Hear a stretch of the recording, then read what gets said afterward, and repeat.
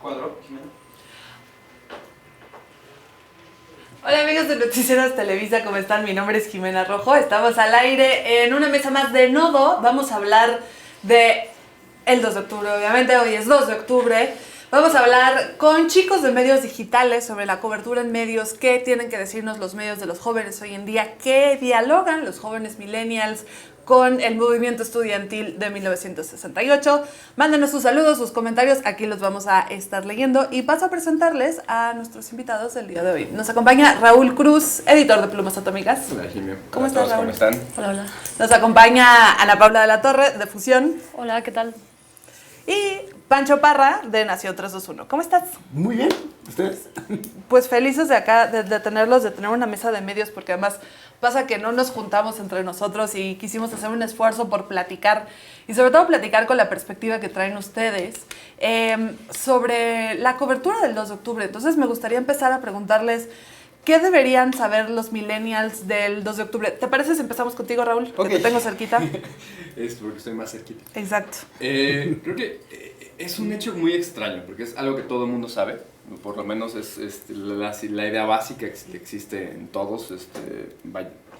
El reestreno de la serie de TV UNAM, esta pésima película de verano del 68, todos sabemos. ¿La que Romeo y Julieta? La Romeo y Julieta versión Chairo y Ibero. Todos sabemos la idea Yo me básica. quedo con Amarte duele. Qué bárbaro, qué bárbaro. Esa Marta duele mal hecha. Unos estudiantes que buscaban que exigían ciertas cosas fueron reprimidos violentamente por el Estado. Eso lo sabemos todos. Pero creo que lo que viene ahora, el problema ahorita es cómo mantenerlo vivo, cómo hacer que siga importando y cómo hacer que se mantenga vigente en una situación como esta, particularmente en un mundo en el que desde 6 meses para acá estamos trazando terrenos desconocidos, ¿no? Políticamente hablando. Claro. Ana Paula, ¿tú qué crees que deberían saber los millennials sobre el 2 de octubre pensando en la cobertura que han hecho en Fusión? Pues mira, yo leyendo sobre el tema, creo que parte de una parte importante es como verlo geopolíticamente e históricamente. Y en este sentido creo que la parte de la CIA, del infiltrado que había pasando la información a Díaz Ordaz, que se sabe de esto, y que a fin de cuentas pues sí fue como una movida geopolítica internacional, ¿no? Y como situarlo en ese momento histórico y darnos cuenta también que México desde aquel entonces también ya estaba como integrado en estas políticas, o sea, es interesante. Creo que le daría más ese enfoque histórico geopolítico. Y justo Sí. tenemos aquí Daniel A. Martínez que nos pone, tendrían que hablar de la Guerra Fría, del comunismo, de la CIA. Claro. De acuerdo, Daniel. Tú, Pancho, ¿qué deberían saber los millennials del 2 de octubre?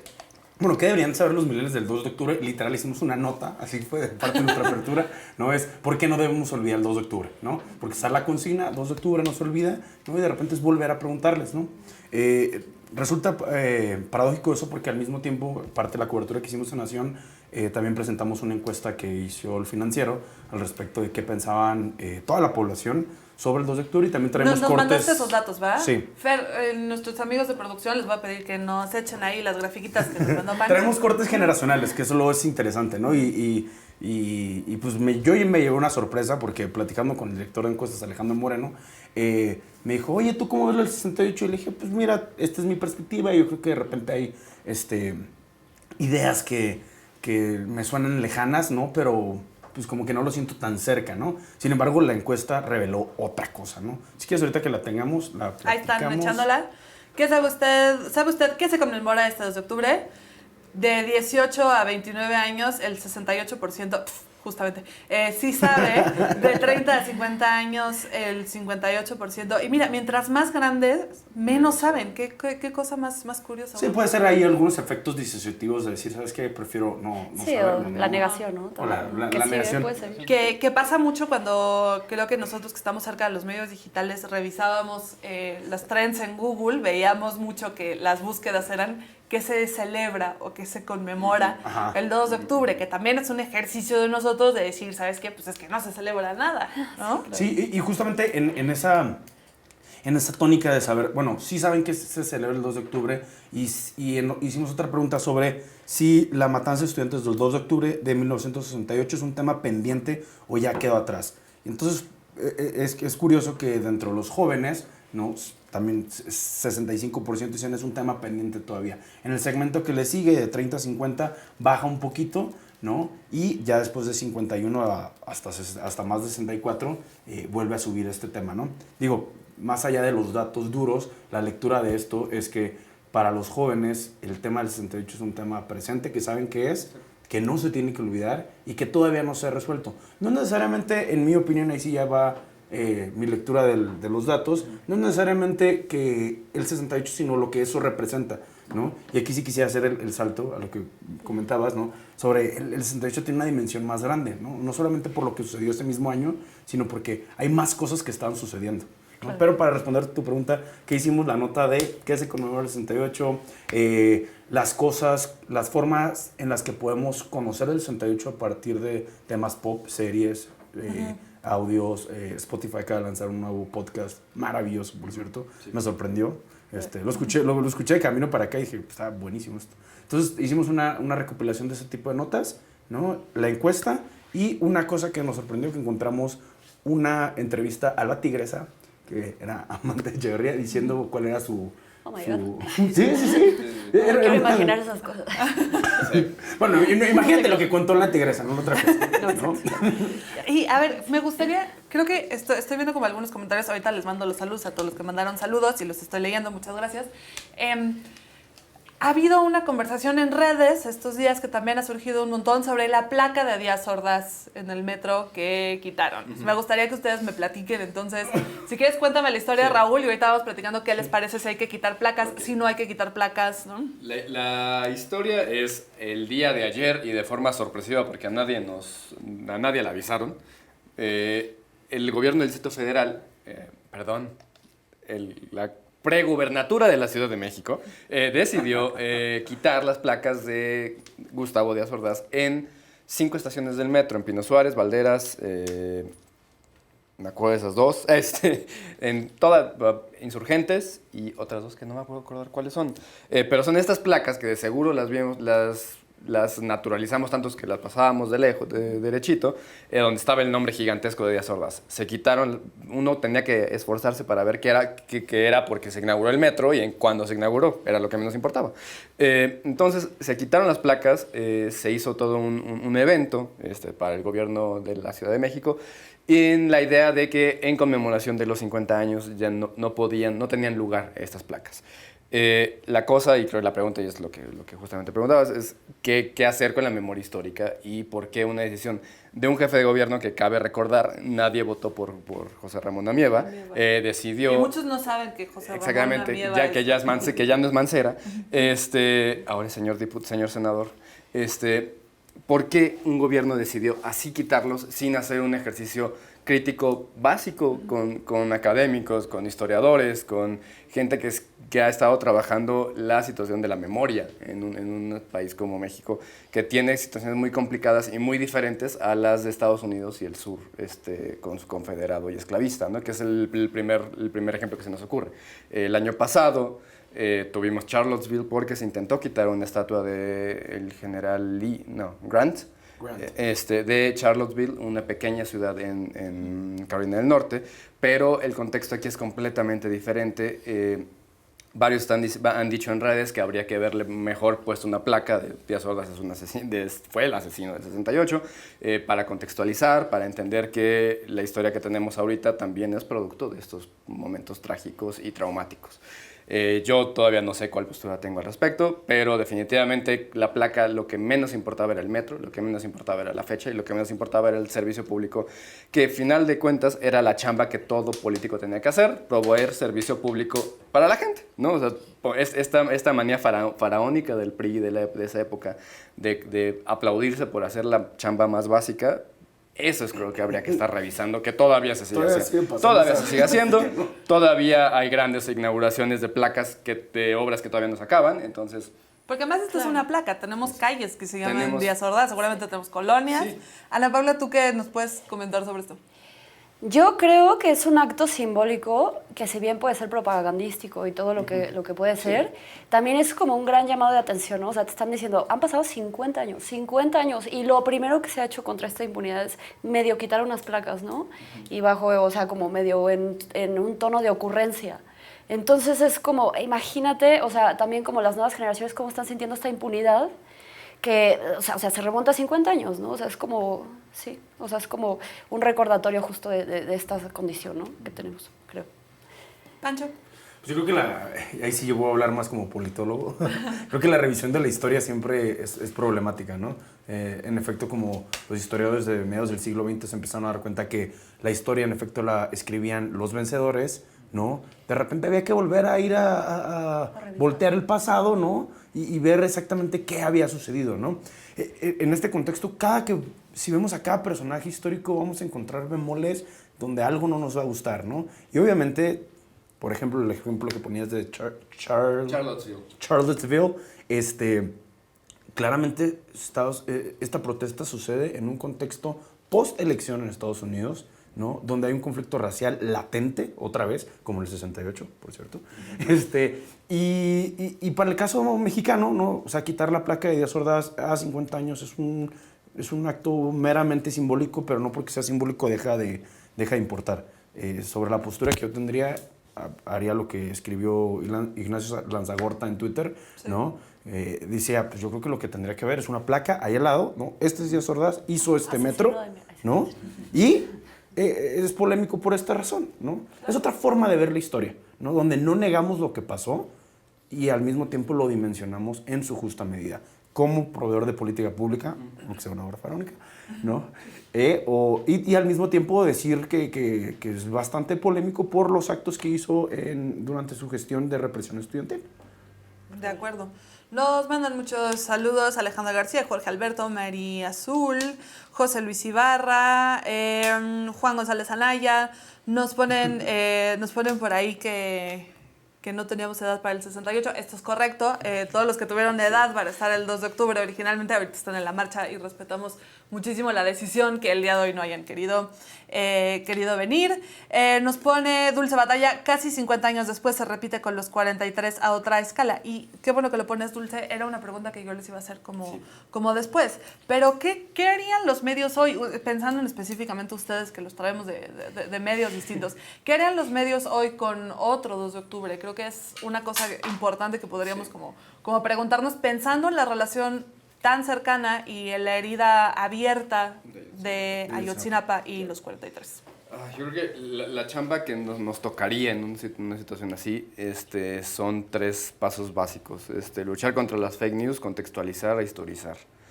Yo como medio chiquito, como para Plumas Atómicas, la gente no viene a informarse conmigo del clima, ni de cerraron la calle, ni de está marchando la gente justamente en esta cuadra. Lo que la gente nos lee en Plumas para entender, para dar un contexto, ¿no? Y es lo que hemos aprendido también de medios grandes en Estados Unidos, que también son chiquitos, como Vox y como esos otros medios que contextualizan, historizan y también pelean contra las fake news. Lo vimos en Ayotzinapa, lo vimos en el 19 de septiembre, lo vamos a ver cada vez que hay un evento grande, unas elecciones. Hoy en día tienes dos velocidades con las que todavía no logran emparentarse.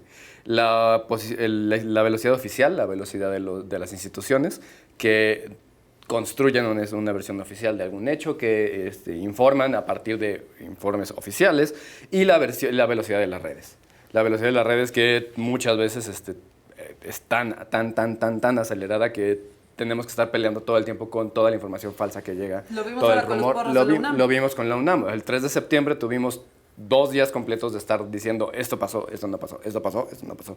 Estar preguntándonos cuál es el camino que puede llevar un linchamiento en red. El linchamiento no me gusta la palabra, pero es lo que hemos... Una troleada. Ándale, que fue igual lo que pasó el 3 de septiembre. Esta gente que se dedicó 2 días o 3 días seguidos a identificar a los porros, pero muchas identificaciones fueron identificaciones falsas y generaron que la UNAM metiera la pata enormemente al correr a 3 porros que resultó que uno estaba en una pizzería, que otro estaba con su abuela y que otro estaba en Guerrero. O sea, vaya, va a ser sería una cosa problemática, sería una cosa traumática y sería una cosa para la que hoy en día yo, la verdad, no sé qué haríamos más que tratar de entender a la bestia de las redes para tratar de nuevo pelear contra las fake news, contextualizar e historizar.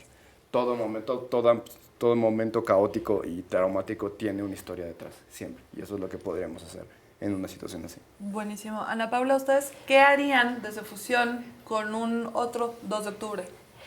Pues yo creo que trataríamos de aprovechar justo, o sea, aunque existe el riesgo de las fake news, también está todo este mar de información y todas estas fuentes que antes no existían, ¿no? O sea, una persona con su celular y de repente, como tú dices, tratar como de empatar todas estas piezas y tratar de formular la historia desde diversas fuentes, porque los medios en ese tiempo, pues ahora sí que no tenían tantas opciones. Y, por ejemplo, en el 2 de octubre... Está relativamente cerca, ¿no? No, eso sí. Pero bueno, o sea, por ejemplo, en el 2 de octubre tengo entendido que hubieron 3 medios internacionales, ¿no? Entonces, como que los ojos que estuvieron recabando información y material audiovisual pues era como, ¿no? Raquítico. Y pues imagínate en esta época, sería mucho más interesante, un reto por las fake news, pero sí sería como mucho más accesible llegar a una verdad. O sea, ahorita, a 50 años no sabemos cuántos muertos hubo, ¿no? Entonces, si se repitiera, yo creo que habría manera de llegar un poco más rápido, ¿no? Sí. Pues bueno, en Nación 321 algo sí me queda súper claro también. Habría cero fake news, nos tendríamos que morir diciendo que queremos el clic fácil, pero pues ni modo, ¿no? De eso sí tendría que ser. Sin embargo, quisiera contextualizar otra vez. Lo que pasó el 2 de octubre del 68 no fue algo eventual, ¿no? Como lo que pasó con Ayotzinapa, ¿no? Que fue de repente una noche que sucedió. Hubo una convocatoria en un año muy, muy caótico, ¿no? Entonces, en este caso, si me pongo a pensar, bueno, si va a haber una convocatoria a una manifestación, seguramente mandaríamos algún reportero, ¿no? Aprovecharíamos a todas nuestras redes de contactos que van a estar presentes, celular en mano para grabar, tener material multimedia. Hoy en día yo creo que es la mayor ventaja que tenemos todos los medios de comunicación, ¿no? Y con el riesgo de que eso se pueda después tergiversar, ¿no? Porque sucede. Y es una bronca que tenemos ahora, 50 años de Tlatelolco, buscar el material. Claro. ¿Dónde está? O sea, incluso material que se tenía en algunos otros medios, los edificios se cayeron en el 85 y no hay ese material. O sea, ha sido algo con lo que nos rompemos la cabeza, que creo que sería muy contrastante, como tú bien dices, si sucediera algo hoy. Claro, y hablando justamente de recuperar material, creo que a 50 años la UNAM hizo un trabajo fenomenal en recuperar el documental del Grito, ¿no? Una remasterización espectacular, ¿no? Donde de verdad puedes sentir, ¿no? Mejor, ¿no? Y es más, la misma UNAM acaba de hacer un ejercicio de reacciones al documental. ¿Qué haríamos diferente o qué haríamos especialmente? Estoy de acuerdo, contextualizar, decir qué es lo que está sucediendo, ¿no? Y poder tener material para que la gente pueda digerir esta información. Porque al final, por más duro que pueda ser una matanza estudiantil, la gente la gente sigue con su vida y va a trabajar y tiene pendientes y va a tener poco tiempo para enterarse de la noticia de todos modos, por más importante que sea. Entonces, sintetizar esa información y dársela a las audiencias. Claro. Tenemos un comentario que me interesa mucho, nos pone Yadira González. 50 años sin haber justicia y sin siquiera comentar esto en las escuelas. O sea, esto debería de estar en los libros de historia. Y es algo de lo cual creo que es muy interesante hablar, Yadira. Y me gustaría preguntarles ya como a nivel personal y luego lo revisamos cómo afectó esto a sus medios. Pero creo que sería muy importante y a mí me interesaría mucho que nos platicaran cómo se enteraron por primera vez del 2 de octubre. Aprovechando también esta conversación en redes, ustedes pónganos también en los comentarios cuándo fue la primera vez que escucharon hablar de la matanza de Tlatelolco. Raúl, ¿nos quieres tú contar un poco? Yo vengo como buen niño del sur de la Ciudad de México, blanco, de escuela católica, ¿verdad? Escuela religiosa, y tuve una educación muy, muy, muy conservadora. Me vine a enterar hasta la preparatoria por un maestro de historia que no sé cómo carambas mantenía la chamba ahí porque hasta se fue a al bloqueo de Reforma, era ferviente seguidor de López Obrador y creo que ahorita debe estar muy feliz. Y saludos, profe Margarito. Saludos, profe Margarito, ¿cómo está? Y fue por él. A partir de entonces, creo que es cuando te enteras que eso puede ocurrir en tu país es muy traumático y investigas y checas y qué pasó. Leí en porque la además noche. te enteras como adolescente Justo. lo que le pasó a otros A adolescentes. Hay adolescentes, algunos exacto. casos que se enteran de niños, pero cuando hacer ese ejercicio de mímesis inmediato Exacto. es fuertísimo. Sí. Y me leí La noche de Tlatelolco en una sentada y fue como, ¿qué está pasando aquí? Y ya, luego uno lo va cargando y llegas a la UNAM. Yo estudié letras hispánicas aparte, entonces la facultad tiene este aire siempre el 68 vivo toda la vida y nunca lo va a dejar de tener. Un auditorio peculiar. Un auditorio que siempre ha estado conflictuado, ¿no? Sierra Che Guevara. El Che Guevara. Y pues a partir de eso como que uno, como que cargas una cierta culpa, yo creo. A ver, es lo que a mí me pasa. De cómo es que yo no sabía de esto antes, cómo mi familia pudo haber sido tan apolítica todos esos años, cómo es que no me enteré que esto había pasado y luego luego historizas, te enteras del 71, te enteras de la masacre del 59, te enteras de la masacre del 51, te enteras de la masacre del 29, te enteras de la masacre de 1898, pues entonces te das cuenta que la masacre, Tlatelolco algo generó que se hizo el trauma nacional, porque de nuevo van como 15 masacres estudiantiles en lo que lleva la historia moderna en México. ¿Qué hizo el 68? Yo sigo sin saber qué fue lo que específicamente provocó. Creo que no sé si fue las Olimpiadas, no sé si fue un presidente tan caricaturizable que fuera tan cínico al respecto, que fuera tan orgulloso de una matanza, o el contexto histórico, el contexto sociogeopolítico en el que ocurrió. No sé, y sigo sin saberlo, pero creo que es una pregunta que siempre me voy a hacer. ¿Por qué el 68 y no el 29, por ejemplo? Nos ponen en los comentarios, ahorita vamos contigo, Ana Paula. Arturo Vieira, mi tío me contó por qué ese día mi abuelo no lo dejó ir. Claro, hay mucha gente que se entera porque su familia es parte de la historia y es importantísimo. La historia de nuestros padres, como lo ponían en un video ustedes, la historia de nuestros padres es nuestra historia. Y nos pone también Samantha por acá, que ella se enteró hasta la universidad. Pues sí, pasa también un montón. ¿Tú, Ana Paula? Pues yo estaba en un rincón del occidente del país, en los Altos de Jalisco, en un pueblo completamente católico, escuela de monjas, así que yo también me enteré hasta la prepa y fue gracias a mi hermana, porque mi hermana tenía como muchos intereses de izquierda, ZLN, conciencia social, entonces por ahí me fui enterando, pero también hasta la prepa, cosa que es increíble, yo también, me sorprendió como decir qué es esto. Y ya una vez en la universidad también había como una tradición un poco más de izquierda y de derechos sociales, entonces ya fue un poco más recurrente el tema, pero sí no, yo en mi niñez crecí sin saber al respecto, cosa que es muy, pues sí, grave, ¿no? Sí. Y bueno, yo hace como 20 años que estaba en la primaria, pero no tengo ningún recuerdo que en algún libro de historia de la SEP... ¿No? Ni siquiera, bueno, llegas a la Revolución, creo, y ahí medio se acaba. Pero no llegamos hasta allá. ¿Tú, Pancho? Bueno, yo, mi prepa ya no fue católica, mi secundaria sí. Oye, que esto es un grupo de rehabilitación, Sí, parece. No, en mi prepa era una preparatoria federal general Lázaro Cárdenas del Río. Lázaro Cárdenas, ícono obviamente de un socialismo incipiente en México. Yo me llegué a enterar ahí poquito que había existido esta situación, pero realmente me cayó el 20 hasta que llegué a estudiar a la Ciudad de México. Y llegué hace 10 años justamente, entonces era el 40 aniversario. Era una gran cosa y recuerdo que lo primero que me dijo la tía con la que vivía en aquel entonces, me dijo, no vas a ir, no hay forma que te deje ir. Y yo tía, no quería ir, pero ahora quiero ir, ¿no? Y al final no me dejó ir de todos modos y yo le hacía caso a la tía. Pero justo quisiera retomar un poquito la parte de la conciencia, ¿no? Aquí en un momento tomamos conciencia por ahí de la preparatoria, ¿no? Un poquito empezar a ver un mundo diferente, un poquito más conflictivo, por así decirlo, ¿no? En esta etapa de la vida. Y quisiera volver a tomar el tema de la placa de Gustavo Díaz Ordaz, claro, ¿no? O sea, no es... O sea, si no va a haber una memoria sistemática a través de la educación pública, ¿no? Donde hay una historia que te cuentan oficialmente, ¿no? ¿Por qué no dejar entonces las placas, no? No es necesariamente la placa, pero como me explicaba el maestro Fer Bustos, que le mando un saludo, me contaba que en un libro de Zizek platican cómo dejan las estatuas de Lenin o Stalin, ¿no? Justamente para que haya una memoria de lo malo que puede llegar a ser esto, ¿no? Yo creo que tal vez podríamos pensar que dejando las calles de Gustavo Díaz Ordaz y contextualizándolas, vamos a entender ese problema también en otra dimensión, ¿no? Y no solo atenernos a que en las escuelas de libro de texto le expliques a un niño de quinto de primaria lo que es una matanza estudiantil. Claro, claro. Nos mandan y siguen los saludos, perdón, son muchísimos, ¿eh? Ahorita los leo, es que de repente se me llenó esto.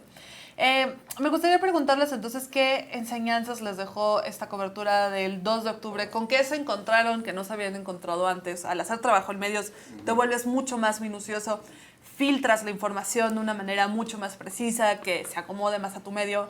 Cuéntanos qué lecturas les parecieron ahora imprescindibles y qué nos recomendarían, como hacia dónde buscar, que ustedes hayan buscado durante su cobertura.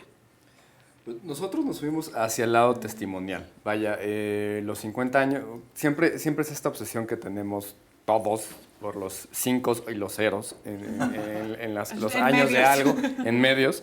Reunimos testimonios sobrevivientes, una historia hermosísima que ya está por salir, en la que un sobreviviente del 68 sobrevivió porque se quedó con su chica. Se le hizo tarde porque se despertó tarde, porque tuvieron una muy buena, muy divertida noche. Pero Oye, los 60 época de liberación sexual. él hubiera eso muerto, es, porque todo es historia. Pero Sí, lo que él exacto. contaba es que su contingente importante. fue de los primeros que estaban en pleno línea de fuego. Él hubiera muerto. Claro. Pero pudo lo íntimo más que lo político. Felicidades. No, y creo que otra cosa que nos hemos dado cuenta, particularmente el 3 de septiembre pasado, este 3 de septiembre cambió por completo la dinámica universitaria del 68. O sea, iba a ser una cosa muy solemne, muy la marcha de todos los años, pero el 3 de septiembre el ataque porril en Rectoría definitivamente cambió por completo la idea que tenía toda la UNAM y el Poli y todas las universidades públicas de qué iban a hacer. Y eso es lo que nos estaba llamando mucho la atención, porque pues en buena medida las exigencias siguen siendo prácticamente las mismas. Hay un contexto completamente diferente, hay un gobierno completamente diferente, hay unos medios completamente diferentes, pero sigue exigiéndose la salida de porros de la UNAM. Claro. Y la historia porril en la UNAM es una historia que tiene la UNAM misma. La UNAM se funda como UNAM en el 29, se funda como Universidad de México en el 1910, y desde el 29 hay primeros grupos porriles. Yo sé, estoy muy obsesionado con el 29, pero es lo que yo es parte de mi tesis de maestría y estoy muy feliz de eso. Orgulloso. Soy muy orgulloso de eso. O sea, vaya, hay una historia larguísima de convivencia entre los porros y la UNAM y la autoridad. Y no sé, y yo sigo tratando de encontrar otro rector como Barros Sierra y no lo puedo encontrar. Alguien que sí puso en la línea no solamente su integridad, su carrera, sino su integridad física. En un momento donde todo el tiempo, la policía y el ejército estaba acosando a los estudiantes. Hoy en día, marchas sí, incluso, ¿no? y encabezando una marcha tan simbólica como la Marcha del Silencio. Hoy a Graue lo callaron el Comité del 68 gritándole fuera porros de la UNAM en el Congreso. Y creo que eso es como el resumen de todo. Sí, que además a mucha gente no ha dejado de pasar que las últimas administraciones de rectores de la UNAM pues han estado muy cerca del prismo y son muy amigos del prismo. Sí. entonces es algo que ¿Cómo evidentemente... crees? ¿Narró? Entonces ¿A poco es algo estuvo trabajando en un gobierno priista? No. Ahorita te pregunto, quiero que vayamos avanzando, Raúl, pero también me gustaría preguntarte, ¿y ustedes si trabajaron con supervivientes del 68 o miembros originales? Esos puentes como estudiante de hace no mucho con estudiante de hace mucho también han sido una cosa, el ejercicio que hemos hecho aquí también de traerlos ha sido maravilloso. Sí. Ana Paula, ¿tú qué lectura se te hizo imprescindible? ¿Qué encontraste que te encantara en esta lectura desde medios en fusión? Pues mira, nosotros nos fuimos mucho a los archivos, nos fuimos al archivo de Televisa y también nos fuimos al archivo histórico de la Nación. Y encontramos ahí... Lecumberri, that's funny. Sí, ya sé. Pues, o sea, lo interesante es que vemos que había una versión oficial hegemónica, o sea, También estuvimos viendo, bueno, yo estuve viendo unos archivos de los comunicados que lanzaban los diversos grupos en el conflicto y no eran retomados más que alguna vez por Excelsior. O sea, realmente vemos como, o sea, nos clavamos como en esta hegemonía de la visión de Estado, ¿no? Que fue como la que se esparció en los medios y muy poca diversificación de eso, ¿no? Eso fue nuestro enfoque más. Porque también hemos leído como muchos comentarios, sobre todo en notas que he visto en todos sus medios, de la gente que afirma que no se hablaba nada del 68. Se hablaba, pero desde la versión oficial. Exacto, justo. ¿No? Sí. Que bueno, pues que la versión oficial evidentemente cayó mucho, no estoy defendiendo nada. Yo sé que hablo desde Televisa. Sería una hegemonía de comunicación, digamos, pues. Sí, O claro. sea, en todos lados. Y que tenían Sí. el monopolio del papel y tenían el monopolio de las telecomunicaciones. Entonces también eso fue lo que terminó influyendo un montón. Y de los vacíos de información, ¿no? O sea, esta crónica que dicen de el fake news de si fue un día soleado o no y la hora en la que fue. O sea, era muy difícil. O sea, los 60 no los tenemos que entender en ese contexto, ¿no? Con poca información, con nuevos paradigmas, ¿no? Y obviamente los medios de comunicación en ese momento pues atendían y se movían en otras lógicas. Sí, y nosotros desde medios y siendo medios también entender que la historia de 50 años del 68 son 50 años de quehacer periodístico. Sí. Y son 50 años de vivir y estar entre medios y una pugna por la información entre la oficial y combatir a las fake news, ¿no? Sí. Que creo que es algo muy importante. Tú, Pancho, ¿qué viste? ¿Con quién hablaste del 68 que te pareció fundamental? Yo no hablé con nadie. Fueron mis compañeros de Nación 321, Ángel Nagamura, Toño García, Elidet Soto. O sea, ellos son los que hicieron esa labor. A mí no me tocó tanto, ¿no? Pero realmente ellos lo que hicieron fue tanto poder contextualizar en esta historia que hicimos de por qué no se olvida, ¿no? Otra nota que hicimos fue sobre los actores políticos que hoy en día siguen activos y fueron íconos o imágenes fueron líderes estudiantiles en el 68. Con Pablo, ¿no? Gómez y con todos Pablo los que Gómez, en el PRD. ¿no? O en el caso de Gilberto Guevara Niebla, ¿no? Que de hecho este año publicó un libro, El 68 explicado a los jóvenes, ¿no? Editado por Fondo de Cultura Económica. Ese libro me tocó leerlo, ¿no? Creo que me parece un esfuerzo magnífico, ¿no? de un testigo viviente que estuvo preso en Lecumberri, ahora Archivo General de la Nación, ¿no? Sí, fue un poquito ir a buscar a esos personajes, pero también fue pensar mucho en qué es lo que la gente quiere saber. O sea, el esfuerzo de nosotros fue qué es lo que quieren saber, quieren ese contexto, quieren entender dónde están esos personajes, y eso fue lo que hicimos en Nación 321. Raúl, platícanos un poquito, voy a regresarme contigo, sobre cómo fue hablar con estudiantes que hayan participado en el 68. Esta historia que nos cuentas. Sí. Cuéntanos. Fue igual, a mí no me tocó hablar con ellos directamente, le tocó a nuestro reportero Esteban González de León hacer las entrevistas, pero salió fascinado, ¿no? O sea, estábamos muy emocionados de que tuviéramos dos testigos vivos. Dos sobrevivientes del 68 para platicar con ellos.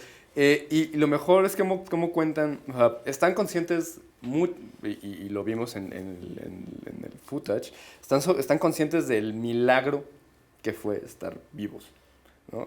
Porque literal fue eso, o sea, uno llegó tarde a la marcha porque se había quedado a ver con su familia, otro llegó tarde por otras razones, llegan tarde, ven el movimiento de las tropas afuera, ven cómo la policía va acercando lugares que en la marcha, que el contingente no pudo ver, ven que todo que es una casualidad el que estén ellos ahí contando esa historia, ¿no? Claro. Y, por ejemplo, también uno de los videos que sacamos hoy en la mañana fue justamente la hija de uno de esos supervivientes contando la historia de su padre, porque creo que, o sea, hay un vínculo directo todavía entre el estudiantado de entonces y el estudiantado de ahora, y es la historia de supervivencia, es justamente la idea de la memoria. Creo que, o sea, en una cosa que creo que la Segov no tuvo conciencia de ello, el convertir a Lecumberri en el Archivo General de la Nación, es que justamente en el lugar más atroz y más terrible y que representaba todo lo terrible del gobierno anterior, se convirtiera un museo de la memoria, ¿no? En buena medida, que es un museo de la memoria mucho más funcional a veces que un museo de la memoria que está aquí cerca.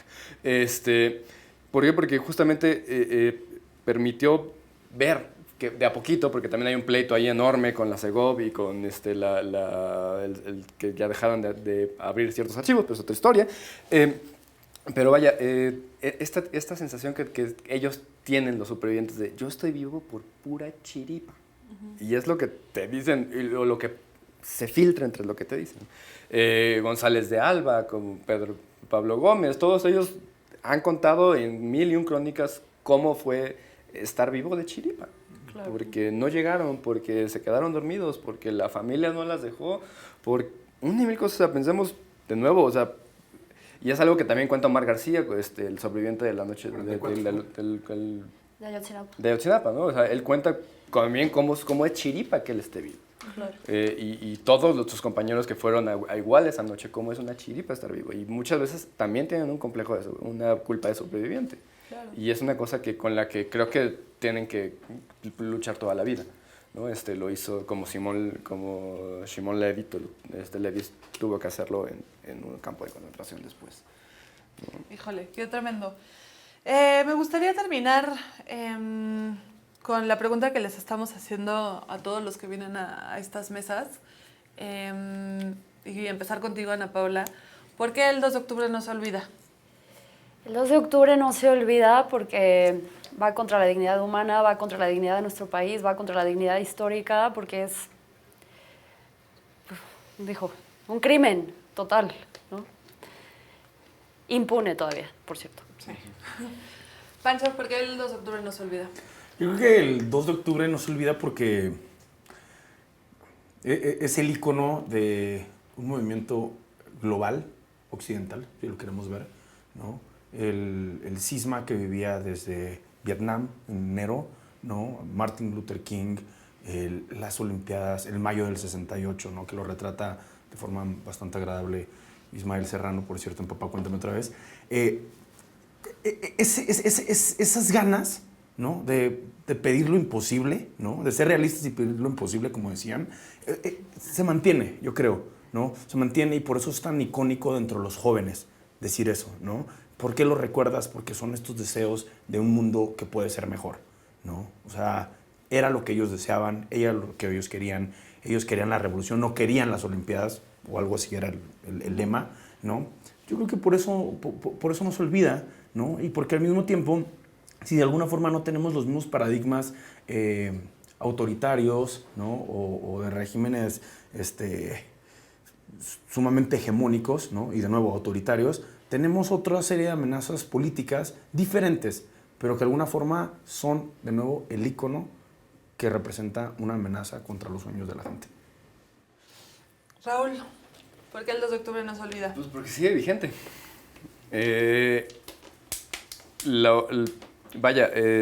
La gente que está marchando ahorita, los estudiantes que están marchando ahorita, siguen pidiendo lo mismo que pedían en el 68, aunque haya contextos diferentes. Se sigue luchando contra